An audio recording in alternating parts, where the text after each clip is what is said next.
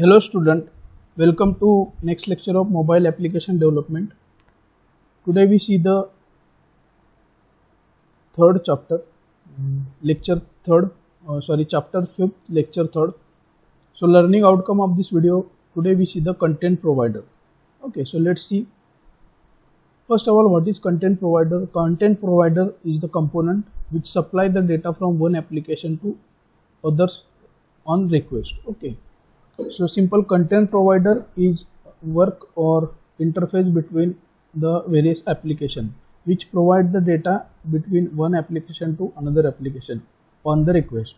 Okay, such requests are handled by method of the content resolver class. Okay, so there are various methods to handle the request in content resolver class. A content provider can use different way to store its data, and the data can be stored in database, in file, or even over a network. Okay, so data may be stored in various format. It may be stored in database in the form of files, or it may be stored on the network. Okay, so in the diagram, their first layer is business layer, which have various applications, and then last layer is data layer. Okay, which may contain internet, any database like SQLite or any files.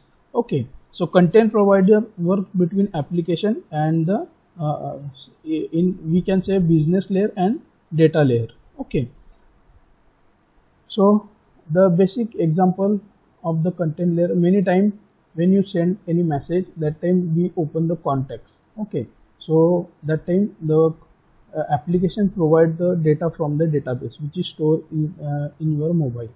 Okay, so this is content provider and it is very important in Android.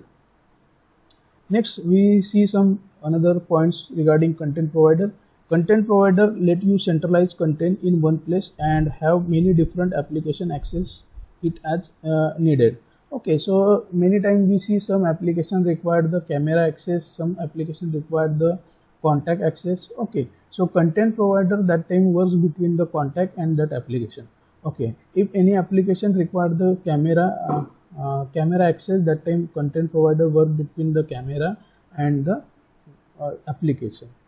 Okay, a content provider behaves very much like database, where you can query it, edit its content, as well as add or delete content using insert, update, delete and query methods. Okay, so these are all operation we can perform on the database also, and it is content provider is also similar like database.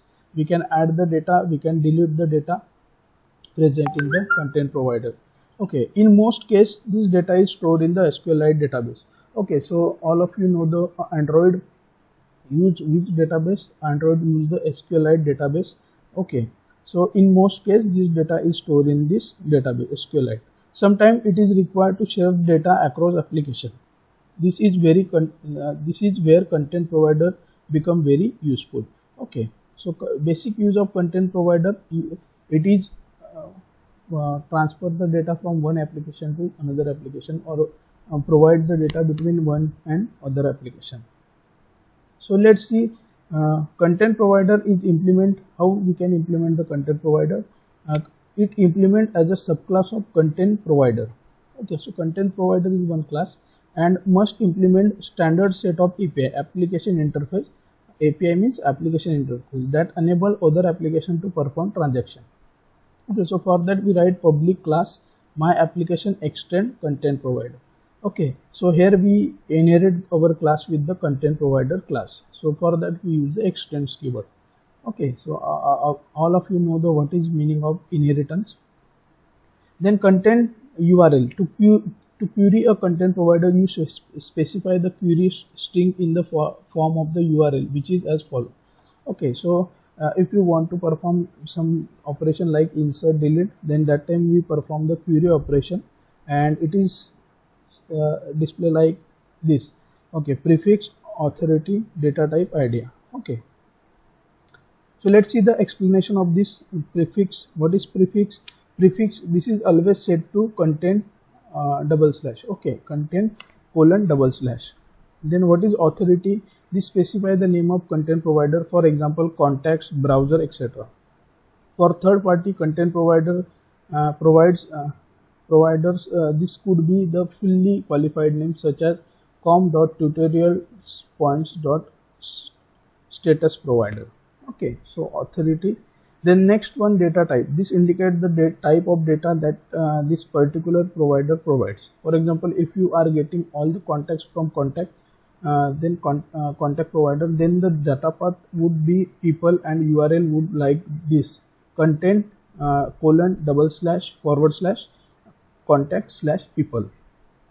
Okay, then ID. This specifies the specific record request. From example, if you are looking for contact number 5 in the contact, then content provider, then URL would be look like this. Okay, content : / contact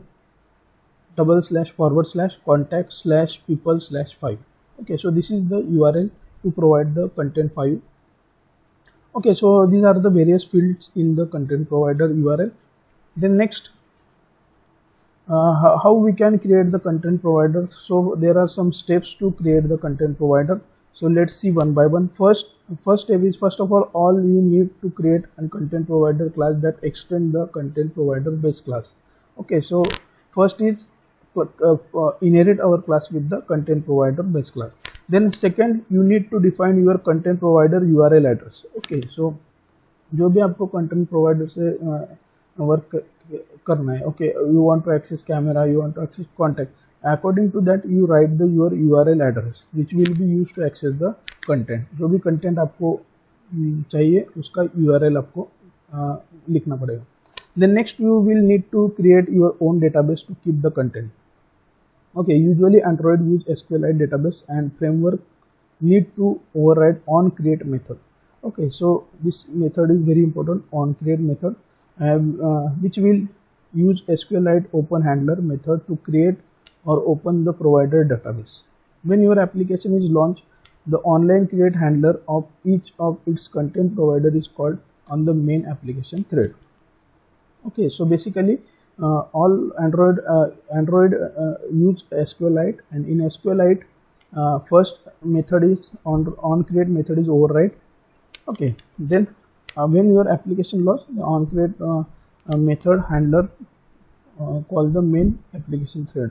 Then next we will have to implement content provider queries to perform different database specific operation like insert, delete, update, okay, etc.